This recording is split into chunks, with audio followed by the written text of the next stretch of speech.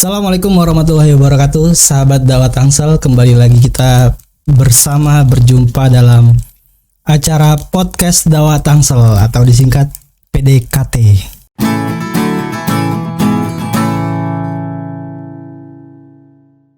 Kali ini kita kedatangan narasumber yang cukup fenomenal. Beliau adalah seorang pemuda yang kemudian sempat viral di sekitar bulan Agustus lalu. Nah, beliau adalah sejarawan muda, ya kan? Welcome to Niko Pandawa. Yeah. Assalamualaikum, bro. Waalaikumsalam. Ini kenceng banget. Ya, mantap jiwa emang. biasa alat baru. Iya. Alat baru. Dan segel. Sehat, bro? Alhamdulillah, jos. Biasa. Gimana kemarin rasanya viral? Hah? Gimana ya? Ya nano-nano lah. Sempat viral terus kemudian hilang. Jujur ya, saya tuh orangnya tuh introvert. Biasa tuh kan selama meneliti pelajaran sejarah, baca buku macam-macam kan itu butuh kesunyian, ketenangan. Tiba-tiba di telepon wartawan, diwawancara, kemudian ditemuin banyak orang dan sebagainya. Di situ memang ada rasa kayak geger budaya. Tapi insya Allah akan membiasakan diri lah ya. Iya lah, antum harus biasa itu kalau biar terkenal gitu kan. Ada tuh orang pemalu gitu ya. Malu-maluin. Malu-maluin sebenarnya. Bro, menarik nih seorang Bro Niko Pandawa ini, dia ini kayak melawan arus gitu ya. Jadi dikala anak-anak milenial sekarang itu mereka jadi YouTuber, jadi gamer, ya ini jadi sejarawan ini. Ini kok antum kayak apa ya? Kayak pemikir banget gitu atau gimana ini? Filsuf. Iya, kayak filsuf gitu kan. Iya. Jadi memang kalau ngelihat pemuda teman-teman kita hari ini kan banyak yang masuk ke dunia-dunia kayak gitu. Lah, terus untuk dunia yang pemikiran, aktivisme, kemudian yang gerakan untuk membangkitkan umat, itu siapa? Sebenarnya masih harus ada yang mengisi kekosongan itu. Tapi nanti antum dilihat teman-teman nggak keren. Ya, itu bukan masalah. Karena kalau keren-keren mah dari style ya itu bisa dikondisikan. Oh gitu ya. Cuma isi kepala itu harus yang penting. Itu yang penting, isi kepala. Karena sekarang udah krisis kayaknya, bro. Isi kepala tuh. Betul. Bro, tapi saya penasaran ya. Antum kenapa ngambil sejarah gitu? Dari di pendidikan antum gitu kan? Karena kan sejarah itu kan kita lihat ya pelajaran yang cukup jelimet ya, karena kayaknya banyak hafalannya juga gitu.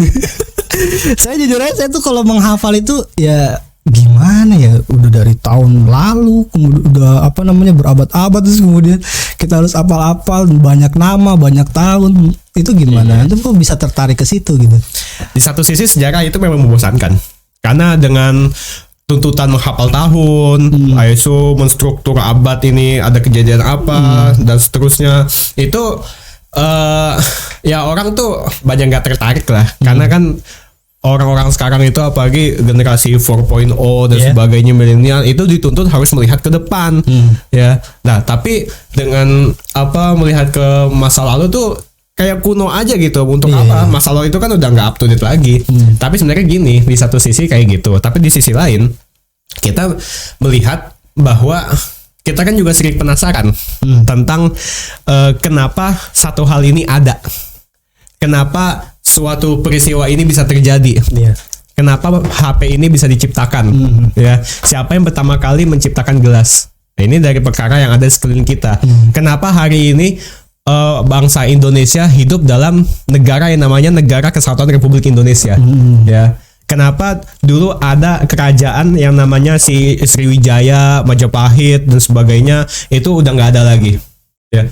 Nah, itu kan memicu kepenasaran kita, ya, memicu rasa ingin tahu kita. Tapi kalau dalam konteks saya itu kan dulu SMA, ya, orang SMA biasa ngambil pelajaran IPS ya, karena kan mau menghindar dari MTK gitu. Nah, tapi dari situ sebenarnya saya tuh nggak terlalu tertarik banget dengan pelajaran ya. Saya orangnya jujur aja dari dulu tuh agak pemalas gitu, bandel-bandel juga. Ya. Cuma satu ketika dulu tuh sekitar tahun 2013-an, 2012-2013 ya. Saya tuh mulai apa ya mulai balik ya kan, mulai muncul kesadaran untuk sholat berjamaah, sholat 5 waktu dan sebagainya. Itu karena dulu bolong-bolong terus, udah mulai nggak enak ya kan, digebukin terus sama bokap. Ya itu emang keras kan ya kalau nggak sholat itu. Nah kayak sholat terus. Nah mencoba juga sholat subuh. Pas sholat subuh itu kan kalau mau tidur lagi juga nanggung, bentar lagi sekolah. Ya akhirnya ngisi waktu itu dulu nonton TV. Nah dulu tahun-tahun itu di TV itu apa namanya, ada satu acara ba'da subuh yang namanya Khalifah. Ingat gak tuh? Tahu. Khalifah Trans 7. Pengisinya itu Ustadz Budi Asari. Pakar sejarah Islam. Pakar sejarah Islam. Dan beliau itu menyampaikan segala materi-materi kesejarahan yang dia itu menceritakan tentang kehidupan generasi terbaik dalam umat Islam ya, generasi Rasulullah Shallallahu Alaihi Wasallam, para sahabat, para tabiin dan tabiut-tabiin dan sebagainya, itu dengan menarik. Beliau itu bisa mengambil hikmah dari setiap peristiwa-peristiwa sejarah yang terjadi. Gitu. Nah dari situ ini orang keren ya, ini orang keren bisa mengambil inspirasi dari kehidupan orang-orang pada masa lalu ya. Nah tapi di situ waktu itu agak distrak juga karena ada satu keinginan untuk ngambil seni dulu tuh. Agak galau gitu ya. Kuliah ya akhirnya tetap aja karena emang keluarga saya tuh keluarga seniman lah, katakan begitu. Jadi ada seninya gitu ya. Iya, ayah saya seniman, kakak saya seniman dan sebagainya. Saya mau ngambil seni juga tuh, seni rupa, TKP ya, desain komunikasi visual. Ngambil di Bandung tuh, Institut Teknologi Bandung. Ngambil jalur SNMPTN, SBMPTN. Lulus? Enggak. Kirain lu. Iya. Udah beda circle pokoknya lah. Aduh, oke, terus gimana? Ya, akhirnya ya udahlah. Akhirnya mikir-mikir lagi kan, dulu kuliah tuh tujuan kuliah kalau misalkan DKV itu kan memang kalau dulu tuh setiap mata kuliah jurusan itu ada ini kan di iklannya itu prospek profesi ya, prospek pekerjaan dan sebagainya. Ya, itu DKV banyak dulu. Ya seni-seni gitu ya banyak juga. Nah, tapi dulu mikir ya, masa belajar tuh cuma buat nyari kerja ya, belajar cuma buat nyari duit, mengembangkan karir. Kenapa belajar itu tidak untuk sesuatu yang bisa bermanfaat untuk umat? Bermanfaat dalam artiannya benar-benar bermanfaat, bisa memberikan sebuah insight yang benar-benar baru bagi umat, menyadarkan dan membangunkan mereka dari nina bobo yang menidurkan selama ini gitu.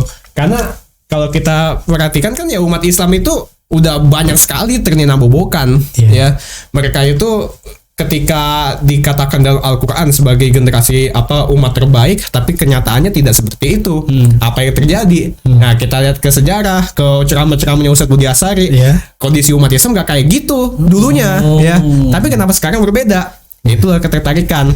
Akhirnya saya ngambil suatu jurusan mata kuliah yang itu tidak ada satupun teman-teman seangkatan saya waktu SMA itu yang mengambilnya. Nah, gitu. Anda beda sendiri nih, berarti nggak normal nih. Maaf, normal saya.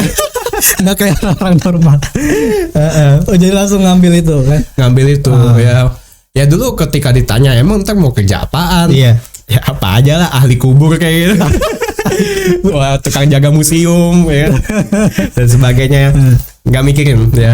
Gitu. Ya sekarang baru mikirin aja ya kan, pusing juga. Tapi insya Allah rezeki akan tetap mengalir lah. Iya, beda ya. Tapi memang benar ya, ketika kita dari benar-benar memantapkan niat dan meluruskan niat mengambil studi pelajaran mata kuliah itu ya untuk agama Allah, itu akan Allah mudahkan. Saya tuh benar-benar nggak nyangka ya, ketika tadi kan udah dibilang sendiri kan, saya beberapa bulan belakangan ini agak naik karena film JKDN. Saya nggak pernah nyangka itu ya bakal naik kayak gitu. Satu nggak nyangka bakal naik, dan satu juga yang kemudian itu nggak bakal nyangka kalau dapat kesempatan untuk menggarap proyek itu. Oh gitu. Semuanya tuh saya nggak pernah minta-minta ya. Nyetor muka supaya pilih aku enggak kayak gitu. Enggak gitu. Cuma ya ada aja kan apa circle orang dalam. Qadarullah lah ya, antum jadi benar-benar nggak pernah direncanakan.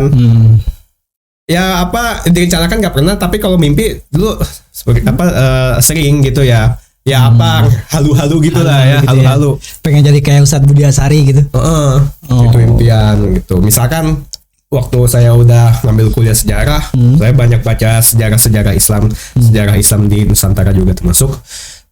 Saya tuh yang paling kagum itu dengan sejarah Aceh misalkan, ya.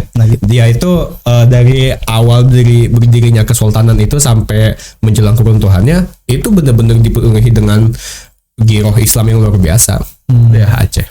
Dan ketika melihat betapa banyak heritage ya peninggalan-peninggalan sejarah di Aceh itu yang masih tersisa yang begitu spektakuler, ya halu ya kan, kapan bisa ke sana kan ya, ya kan, rezeki ya, apa min haitsulayah tasib ya, datang dari arah yang tak disangka-sangka gitu. Nah itu apa salah satu pengalaman yang menarik tuh dari apa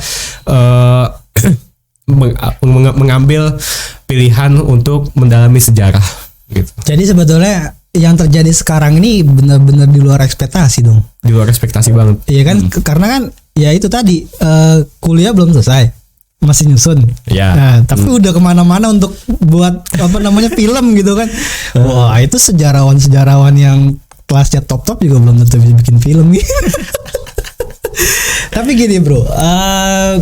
Menarik nih sejarah apa namanya tadi masuk ke sejarah Islam di Indonesia gitu ya.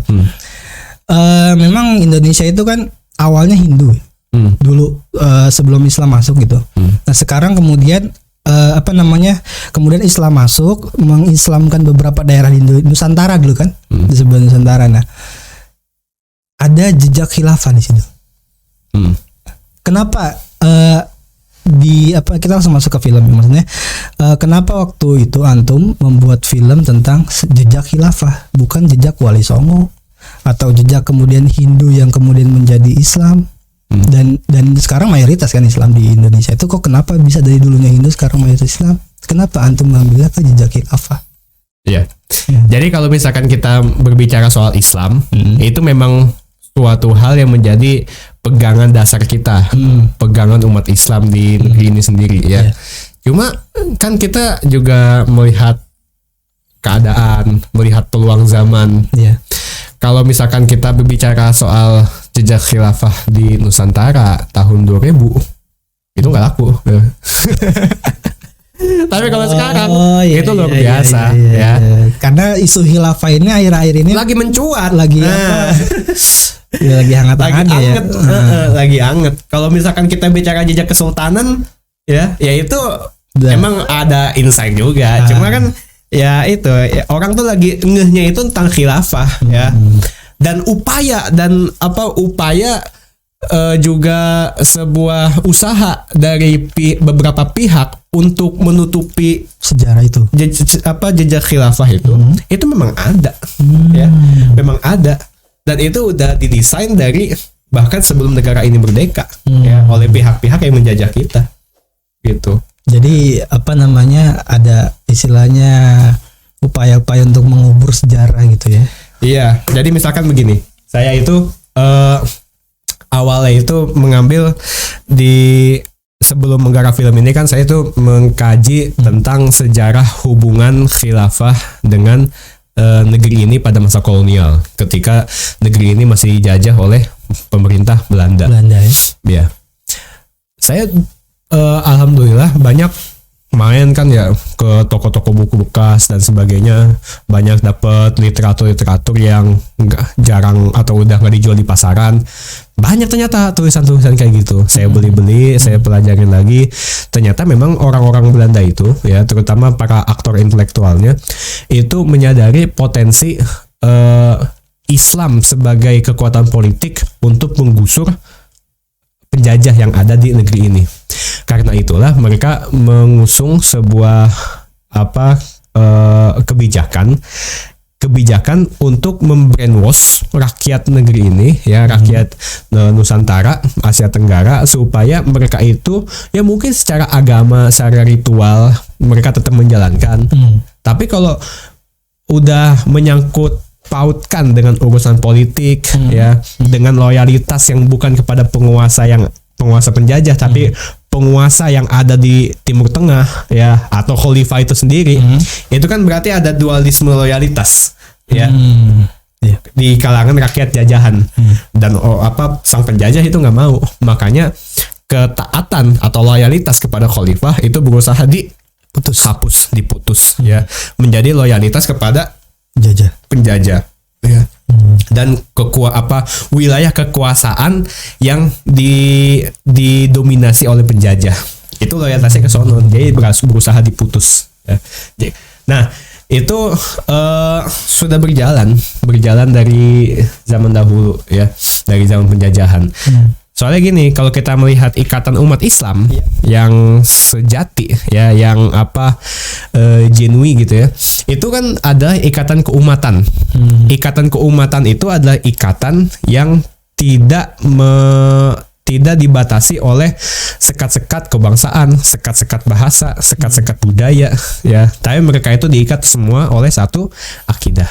Ya, akidah Islam dengan satu kepemimpinan, satu kepemimpinan politik ya. Itu ikatan ummah ya.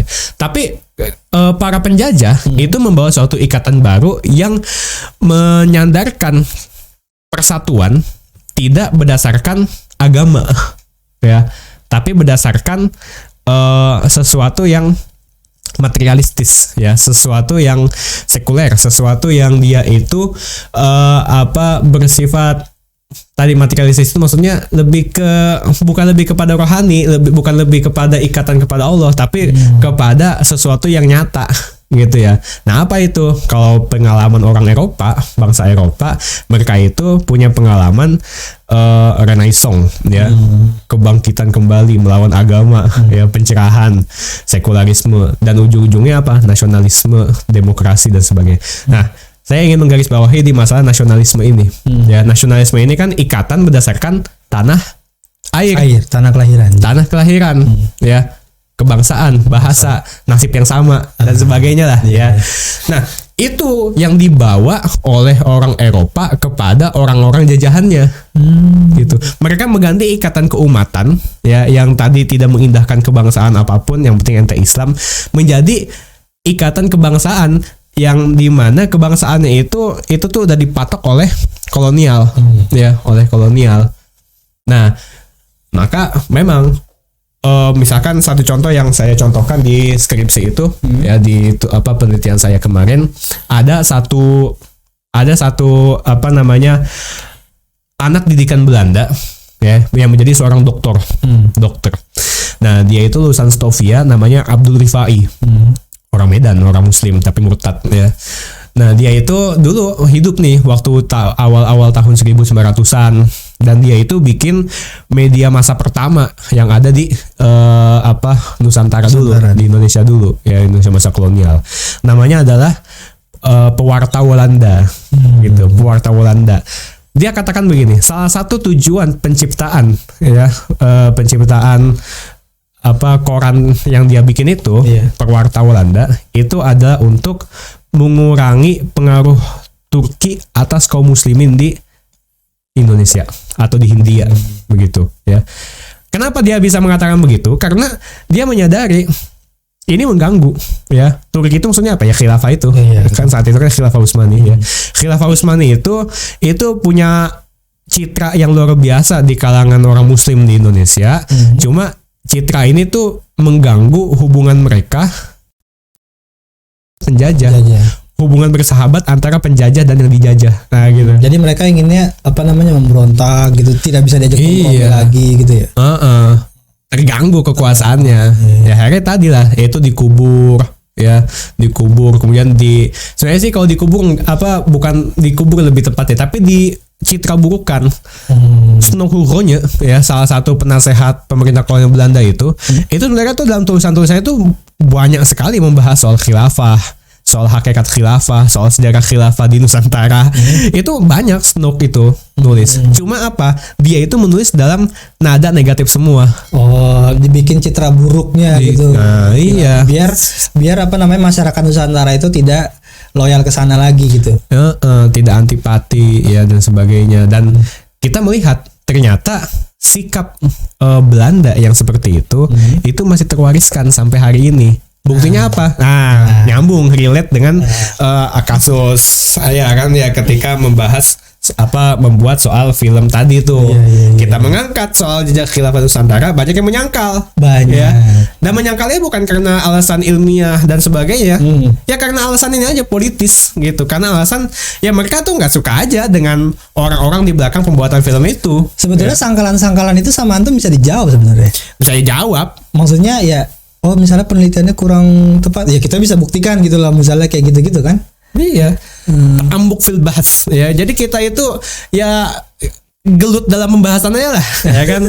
Gak usah main propaganda dan sebagainya gitu. Tapi ya kan ada yang bilang gini bro, sejarah itu akan berulang kembali gitu ya. Tadi antum ceritain penguburan sejarah tentang kehilafahan itu terjadi juga sekarang gitu. Iya. Apalagi kan banyak yang bilang bahwa Indonesia sudah final, ya kan. Terus juga banyak yang bilang khilafah itu kerajaan. Nah itu kan citra-citra tuh bro. Nah itu gimana cara mengcounternya, itu termasuk tujuan dari antum bikin ini nggak? Bukan? Ya, jadi kalau misalkan mau membahas mendetail soal menjawab pertanyaan-pertanyaan tadi, itu kan sebenarnya pertanyaan yang bisa dibahas di forum ilmiah. Iya. Sementara film itu adalah ranah industri kreatif, gitu. Jadi sebenarnya film itu tuh lebih diarahkan ke arah ini aja, menarik orang, ya kan, menarik orang. Buat istilahnya menoleh dulu gitu ya, nengok dulu aja. Oh iya ada khilafah gitu. Pemantik, pemantik ya kan, gitu ya. Pemantik gitu, supaya bisa nyalain api gitu. Ya api yang ntar akan membakar opini dan semangat rakyat muslim di sini kan untuk memperjuangkan kembali khilafah, di mana para pendahulu mereka juga memperjuangkan khilafah ya, dan merasa loyal terikat dengan khilafah gitu. Oh jadi istilahnya ya itu buat biar orang-orang ngeh dulu ya kan, karena kan citra khilafah ini akhir-akhir ini buruk nih bro. Gitu kan, jadi banyak orang yang nggak tahu tapi dia menolak gitu, padahal dia nggak tahu nih apa yang ditolak nih, jadi ikut-ikutan aja udah nolak aja gitu kan. Nah itu jadi sekarang tuh lagi terjadi ini pertarungan hegemoni makna. Waduh, bahasa berat banget. Pertarungan hegemoni nilai. Ini soalnya saya nih mazhab Ciputat ya. Jadi ini bahasa-bahasa Ciputat keluar juga ya kan ya. Gitu. Aduh, Ciputat keren juga bahasanya. Anak UIN emang nih pada filsuf lu. Maksudnya gimana bro? Jadi gini ya, sekarang tuh bahasa gampang hegemoni nilai ya, pertarungan hegemoni nilai ini lagi memperebutkan narasi. Ya. Orang tuh sekarang sebenarnya tuh lagi membahas soal mana yang benar, mana yang salah. Ya. Mana yang benar, mana yang salah, mana yang pantas, mana yang enggak. Gitu. Dan sebenarnya pertarungan hegemoni makna ini itu udah dimulai dari ya sebenarnya udah terus berlangsung sih sepanjang zaman gitu ya. Tapi tinggal bagaimana kita memenangkan pertarungan ini ketika kita itu udah berhasil meraih kekuasaan begitu ya. Bahasanya udah berat sekali nih, kekuasaan ya. Dari bahas film sampai kekuasaan gitu. Karena gini, kita kalau nggak berkuasa emang ngapain? Kalau nggak berkuasa kita dikuasain dong. Ya dikuasain sama orang-orang yang tidak menerapkan sesuatu yang diturunkan oleh Allah Subhanahu wa taala. Gitu. Maksudnya berkuasa gimana, bro?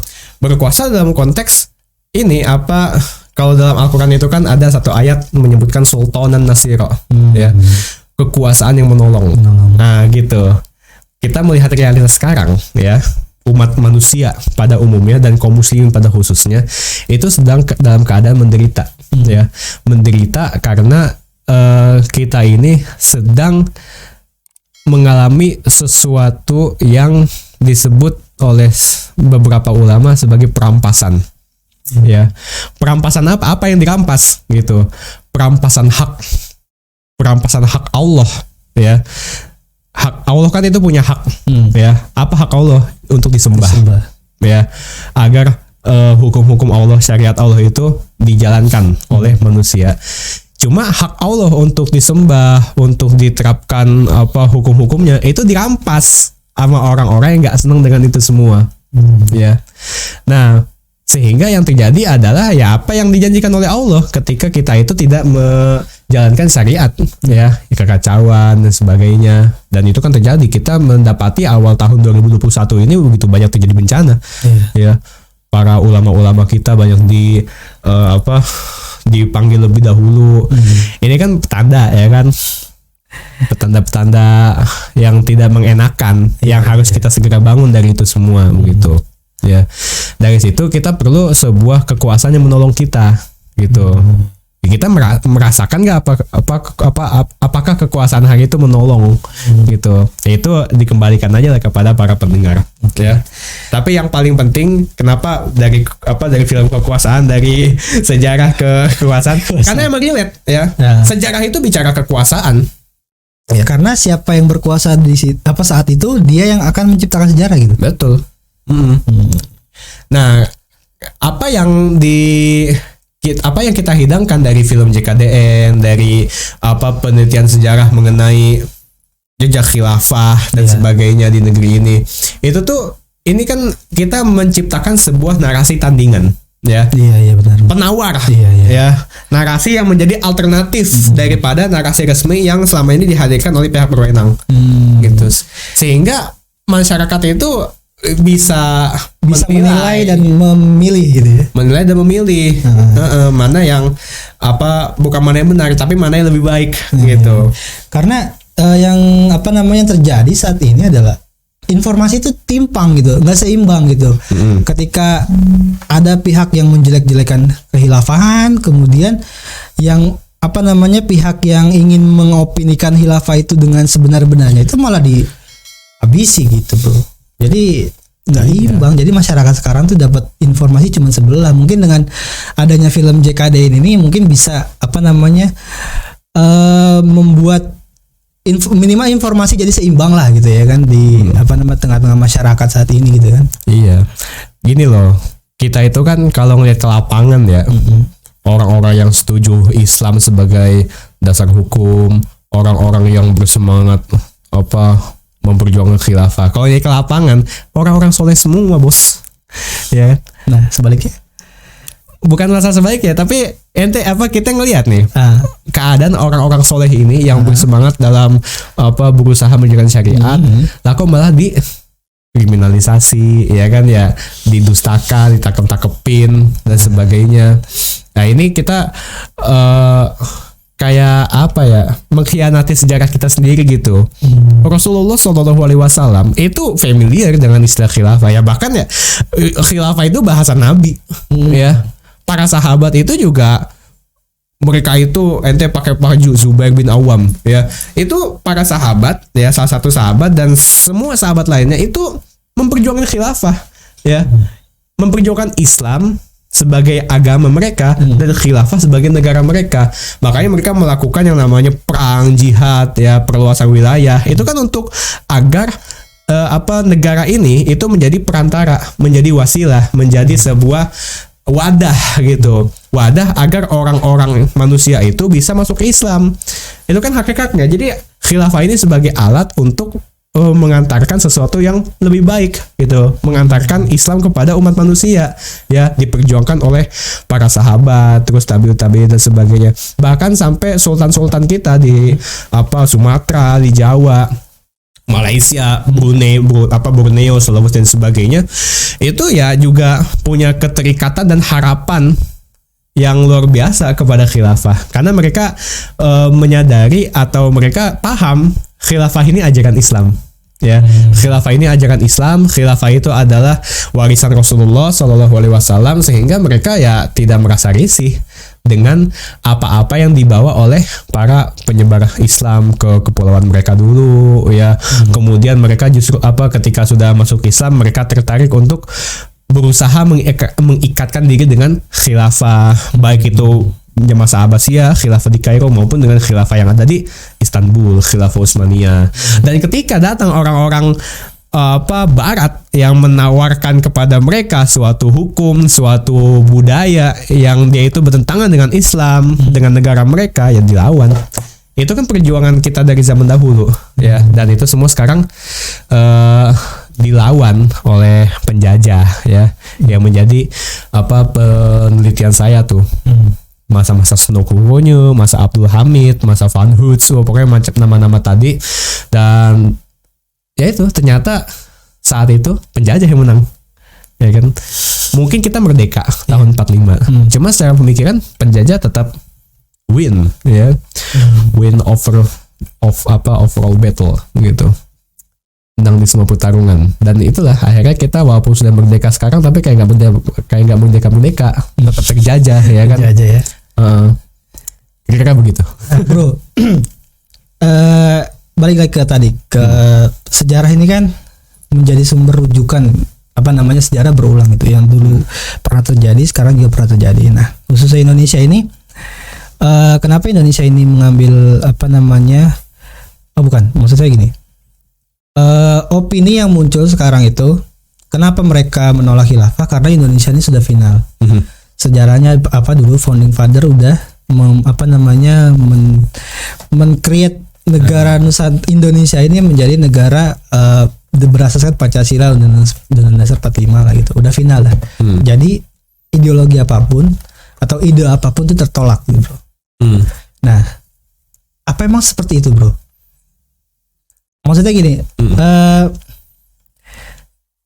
fakta sejarah dulu itu apakah bisa menjadi patokan sekarang? Maksudnya ketika emang dulu terjadi seperti itu, ya yang sekarang ya udah kayak yang dulu aja gitu, udah tertolak gitu yang lain-lain itu gitu. Gimana, bro? Iya, jadi gini, walaupun saya itu banyak mengkaji sejarah, kemudian meneliti sejarah dan membuat produk-produk tentang sejarah, historiografi, tapi saya tuh berpikir sejarah itu bukan segalanya gitu. Memang dari tadi kan kita bicara yang luar biasa lah, para sahabat, Rasulullah dan sebagainya, ya. Itu memang satu fragmen sejarah yang mantap. Yang harus kita contoh, ya. Perfect. Tapi ada kalanya pula satu fragmen sejarah itu ya tidak harus kita contoh, bahkan harus kita buang.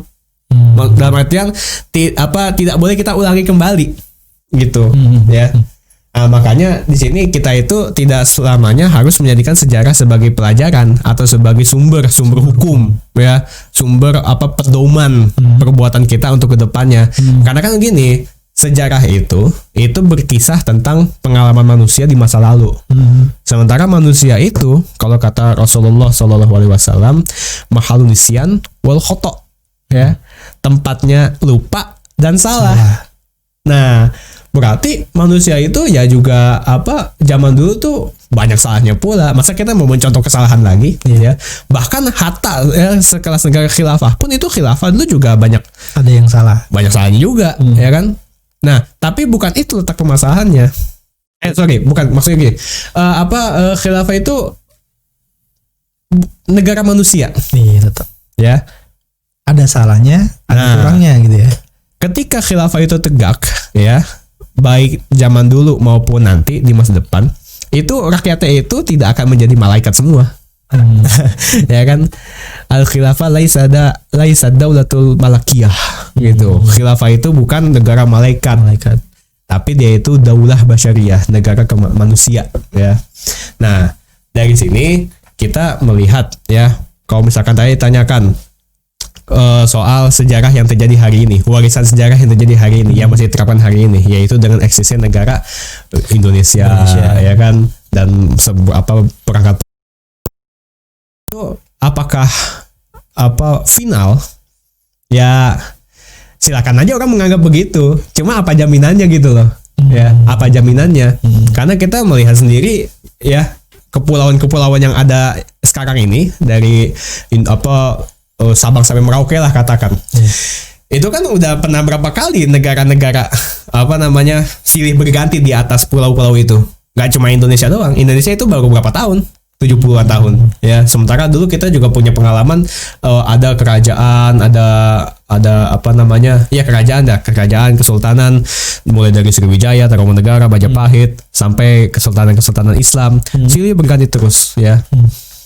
Nah dari situ ya terserah ya kan mau dipertahankan sebagaimanapun gitu ya. Kalau misalkan dianggap sudah final kondisi sekarang, cuma kan kita juga punya panca indera yang bisa menilai ya apakah sekarang tuh udah ideal apa belum.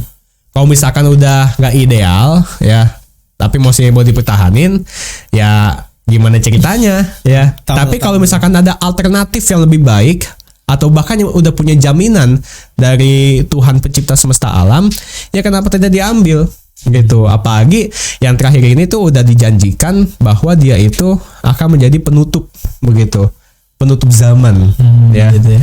Nah makanya tadi ketika kita berucap kalau khilafah itu bahasa Rasul ya, bahasa dalam artian itu janji ya, janji Rasul yang akan datang di kemudian hari setelah masa-masa masa-masa kekacauan lah gitu ya.